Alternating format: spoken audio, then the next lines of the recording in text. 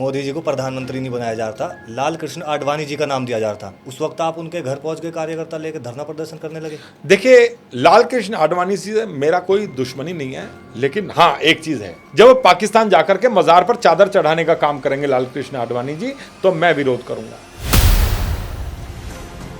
ऐसे ही एक लेडी थी इशरत जहां, उसका एक मैटर हुआ जिसमें सब मोदी जी का विरोध कर रहे थे, उसमें आप वहां पहुंच गए। आपको तो बड़ी गहराइयां पता है। गुजरात में दंगों वाला मामला आया था, उसमें इशरत जहां जो है ये आतंकवादी थी, ये जो है वहां मर गई थी। मैंने आतंकवादी का परिवार को और सेक्युलर जो जितने भी मुसलमानों के दलाल, उन लोगों को पीट कर भगाने का काम किया। उनकी प्रेस कॉन्फ्रेंस नहीं होनी थी, और मोदी जी आज प्रधानमंत्री हैं तो कहीं ना कहीं हमारी देन है। ऐसा एक किस्सा है बुलंदशहर में जो सुबोध इंस्पेक्टर को गोली लगी थी। हाँ, उसमें भी मैंने सुना है कहीं ना कहीं आपके संपर्क में योगी जी आए और फिर वो मामला आपने सुलटाया। बिल्कुल, वो मामला मैं आपको बता देना चाहता हूँ। वो बुलंदशहर का है, चिंगरावटी गांव का। वहाँ जो है कुछ गाय के अवशेष वहाँ मिले थे, और जब गाय के अवशेष मिले तो वहाँ सारे जितने भी गौ प्रेमी हैं, गौ सेवक हैं, वो सारे के सारे वहाँ पहुँच गए। उन्होंने गाय को जिस हालत में, कटी हुई हालत में देखा, तो वहाँ पुलिस प्रशासन बहुत ज़्यादा आ गया। वहाँ सुबोध कुमार की हत्या हो गई थी, सुबोध कुमार को गोली लगी थी। हालांकि मेरा मानना यह है कि सुबोध कुमार को जो गोली लगी थी वो उन्हीं की ही अपनी ही गोली से लगी थी, क्योंकि गौ सेवक कभी भी गोली नहीं चला सकता। गौ सेवक जो गाय की रक्षा की बात करता हो, वो ना तो पुलिस प्रशासन पर हमला कर सकता, ना किसी पर हमला कर सकता। तो इसीलिए हमने जा करके, क्योंकि वहाँ पुलिस प्रशासन ने, जिस समय सुबोध कुमार जो है इंस्पेक्टर वहाँ शहीद हो गए थे, तो वहाँ जो है सभी हिंदू के घर जाकर के पुलिस ने मारपीट करना, पूरी बदतमीजी जो भी पुलिस प्रशासन कर सकता था वो कर रहा था। योगी जी को पता नहीं था, तो हम लोग जो है जाके वहाँ काले आम पर हम लोगों ने वहाँ अनशन किया था। जब हम वहाँ अनशन करने के लिए बैठे थे, तब जाकर के योगी जी ने मुझे बुलाया था, स्वयं मुझे बुलाया था और कहा था कि भाई आप आओ हमसे बात करने के लिए। एसडीएम बुलंदशहर का मुझे लेके गया था योगी जी की हमारी करीब जो 40 मिनट की मुलाकात थी। हम लोगों ने, मैंने ही उस मामले को सारे को कराया था। जब मैंने योगी जी को बताया कि मैंने कहा घर घर जाकर के पुलिस बदतमीजी करने का काम कर रही है, सभी महिलाओं को, आदमियों को, सबको मारने पीटने का काम कर रही है, तब योगी जी ने ही मेरे सामने तुरंत फोन पर कहा था कोई भी पुलिस किसी भी गांव वाले को परेशान नहीं करेगी, क्योंकि उन्हें पता था। योगी जी ने मुझे बड़ी डीपली बताया था कि इतनी दूर से जो है सुबोध कुमार को गोली लगी है, तो ये गंभीर विषय था, तो उसको सुलझाने का और सही करने का काम भी मैंने किया था। योगी जी ने मुझे कहा, मैंने समझाया था, इस तरीके से हम लोगों ने उसको सही मैनेज किया था। वहाँ सुमित कुमार चिंगरावटी वाला जो है वो बालक मर गया था, उसके परिवार से भी मिलने का काम हम लोगों ने किया था बड़े अच्छे से। लेकिन योगी जी एक हिंदुत्ववादी मुख्यमंत्री हैं, इसमें कोई दो राय नहीं। मैं आपके चैनल के माध्यम से कह रहा हूँ। सीएम से उठ के पीएम पे पहुंचते हैं। जब 2014 में मोदी जी को प्रधानमंत्री नहीं बनाया जा रहा था, लाल कृष्ण आडवाणी जी का नाम दिया जा रहा था, उस वक्त आप उनके घर पहुंच के कार्यकर्ता लेकर धरना प्रदर्शन करने लगे। देखिए, लाल कृष्ण आडवाणी से मेरा कोई दुश्मनी नहीं है, लेकिन हाँ एक चीज है, जब वो पाकिस्तान जाकर के मजार पर चादर चढ़ाने का काम करेंगे लाल कृष्ण आडवाणी जी, तो मैं विरोध करूंगा। और एक हिंदुत्ववादी योद्धा, जिस तरीके से प्रधानमंत्री नरेंद्र मोदी हैं, वो हिंदुत्ववादी हैं, और उनको जिस प्रकार हम सोच रहे थे कि भाई उनका नाम प्रधानमंत्री पद के लिए आ रहा था, पूरी जोर शोर से आ रहा था, लेकिन लाल कृष्ण आडवाणी अपने घर में चले गए थे, किसी से मिल नहीं रहे थे, बात नहीं कर रहे थे, और उन्होंने ये कह दिया था कि प्रधानमंत्री पद के लिए दावेदारी मेरी होगी। तब हमने लाल कृष्ण आडवाणी के घर पर जाकर विरोध प्रदर्शन किया था, पूरी ताकत के साथ किया था। और मैंने कहा लाल कृष्ण आडवाणी जी, आप मजार पर चादर चढ़ाने वाले लोग हो, आपको प्रधानमंत्री पद के लिए बिल्कुल नहीं चुनना चाहिए, नरेंद्र मोदी जी को ही आगे आना चाहिए। ये काम मैंने किया था, और बहुत अच्छा काम ये रहा। उसके बाद लाल कृष्ण आडवाणी जी ने जब देखा कि सभी हिंदू विरोध कर रहे हैं, तब वो आगे आए और उन्होंने भी मोदी जी का समर्थन किया था। ये मेरे लिए बड़ी गर्व की बात है। केवल एक पूरे देश में मैं एक ऐसा आदमी हूं जिन्होंने लाल कृष्ण आडवाणी के घर के बाहर जाके प्रदर्शन किया था मोदी जी को प्रधानमंत्री बनाने के लिए। बिल्कुल हमने किया। जो मुझे अच्छा लगेगा, जो सनातन प्रेमी होगा, हम उसको आगे लाने के लिए कुछ भी करेंगे। ऐसे ही एक लेडी थी इशरत जहां, उसका एक मैटर हुआ जिसमें सब मोदी जी का विरोध कर रहे थे, उसमें आप वहाँ पहुँच गए। आपको तो बड़ी गहराइयाँ पता है। वहाँ हाथापाई करने पहुँचे। आपको तो बड़ी गहराइयाँ पता है। मैं आपको वो भी विषय बताता हूँ, और वो विषय भी बड़ा गंभीर था। आपको मैं बताता हूँ, जिस समय गुजरात में दंगों वाला मामला आया था, उसमें इसरत जहाँ जो है ये आतंकवादी थी, ये जो है वहाँ मर गई थी। और मरने के बाद वहाँ पूरे देश के, मैंने आपको बताया ना, सारे देश के मुसलमान एक साथ हो जाते हैं, पूरे विश्व के मुसलमान एक साथ हो जाते हैं जब भी कहीं किसी मुसलमान पर कोई आपत्ति आती है। तो इन्होंने क्या किया था, जिस समय इन्हें लग रहा था कि गुजरात से जो मुख्यमंत्री हैं वो प्रधानमंत्री के, जब देश के प्रधानमंत्री बन जाएंगे तब क्या होगा, तो इन्होंने सारे विश्व के मुसलमानों ने इकट्ठा होकर के दिल्ली के कॉन्स्टिट्यूशन क्लब में जाकर के प्रेस कॉन्फ्रेंस रखी। और उसमें इशरत जहां के परिवार वाले थे, वृंदा करात उसमें थी, शबनम हाशमी उसमें थी, सारे जितने भी सेक्युलर नेता थे, सेक्युलर नेता क्या कहूं, जितने भी मुसलमानों के दलाल थे वो वहां प्रेस कॉन्फ्रेंस कर रहे थे। इशरत जहां को ये कह रहे थे ये लड़की निर्दोष थी, ये आतंकवादी नहीं थी। और पूरे विश्व में अगर ये प्रेस कॉन्फ्रेंस होकर के ये मैसेज चले जाता कि भारत में सभी लोग मोदी जी का विरोध कर रहे हैं, तो कहीं ना कहीं मोदी जी को प्रधानमंत्री बनने से रोका जाता। तब मैं वहां पहुंचा था प्रेस कॉन्फ्रेंस, वो कॉन्स्टिट्यूशन क्लब में, और मैंने इशरत जहां के परिवार को भी पीटने का काम किया था। और मैंने वो प्रेस कॉन्फ्रेंस होने नहीं दी थी, मैंने सारे पोस्टर, सारे फ्लैक्स सब फाड़ दिए थे मैंने। और मैं उस समय जेल में बंद हुआ था। मुझे गर्व है, मैंने आतंकवादियों के परिवार को और सेक्युलर जो जितने भी मुसलमानों के दलाल, उन लोगों को पीट कर भगाने का काम किया। उनकी प्रेस कॉन्फ्रेंस नहीं होनी थी। और मोदी जी आज प्रधानमंत्री हैं तो कहीं ना कहीं हमारी देन है। आपने जेल की बात करी, हाँ, भगत सिंह जी जहाँ सबसे पहली बार जेल गए, मैंने सुना आपने वहीं जेल काटी है। हाँ, ये भी अच्छा विषय है।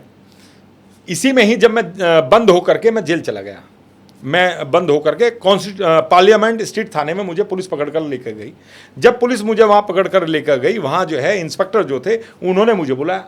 वो सोच रहे थे ये डर जाएगा, मुझे बुलाया। मेरे कार्यकर्ता, काफ़ी कार्यकर्ता वहाँ पहुँच गए थे, तब मुझे बुलाया। तो मैं इंस्पेक्टर के पास जब गया तो इंस्पेक्टर ने ये बताया मुझे कि भाई आप पर मुकदमा हो जाएगा, आप ये हो जाएगा, आप वो हो जाएगा। मैंने कहा जी आप कुछ नहीं कर सकते, ये मामला इतना बड़ा है, आप केवल एक काम कर सकते हैं, आपके पार्लियामेंट स्ट्रीट थाने में एक जेल है जिसमें सबसे पहले भगत सिंह जी बंद हुए थे।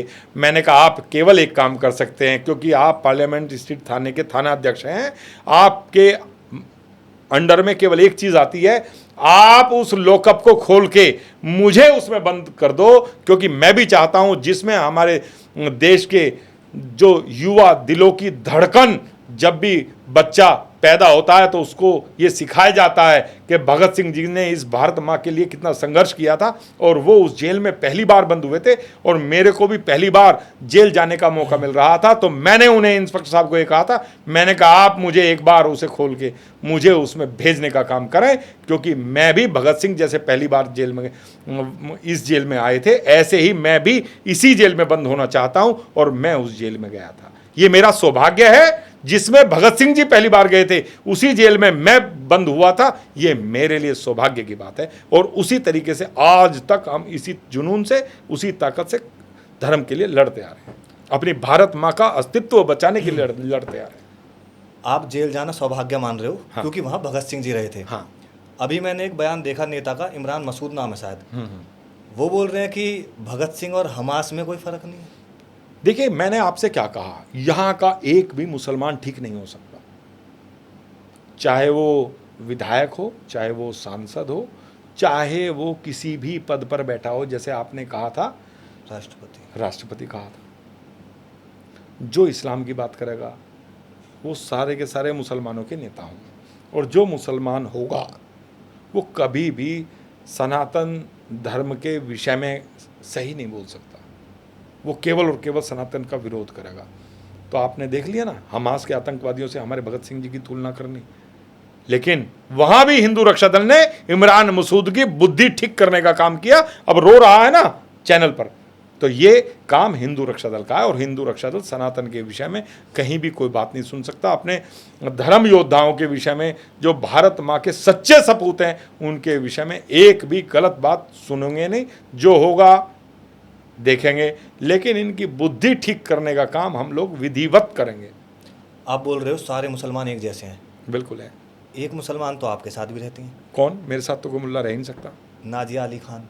नहीं नहीं, नाजिया अली खान तो उन्होंने तो जो है, आपने ये भी ठीक कहा, मुसलमान तो है। जितने भी एक्स मुस्लिम हैं मैं उन सबको सम्मान देने का काम करूंगा। मैं उनको इसलिए सम्मान दूंगा क्योंकि वो कुरान की धज्जियां उधेड़ रहे हैं, इस्लाम की सच्चाई पूरे देश में, पूरे विश्व में ला रहे हैं। आज तक किसी ने नहीं किया जो नाजिया इलाही कर रही हैं, और आज तक वो किसी ने नहीं किया जितने भी एक्स मुस्लिम वो काम कर रहे हैं। मैं तो उनको सभी को अपने मंच पर ला करके उनका सम्मान करने का काम करूंगा, और उनको सुरक्षा देने का भी काम करूंगा, और उनको आसपास बसाने का भी काम करूंगा, क्योंकि इस्लाम की सच्चाई बताने का काम ही केवल एक्स मुस्लिम कर रहे हैं। एक्स मुस्लिम है, उन्होंने नाम तो बदला नहीं अब तक। नहीं, कोई बात, कोई दिक्कत नहीं। वो देखिए, नाजिया इलाही वो हमारी बहन है, मैंने उन्हें बहन के रूप में स्वीकार किया है, और वो मेरी बहन है। वो मुसलमानों की सच्चाई पूरे देश के सामने ला रही हैं। हलाला जैसी कुप्रथा उन्होंने बताई कि ये है, किस तरीके की है, और भी बहुत सारी चीज़ें हैं, वो सारी चीज़ें सामने ला रही हैं।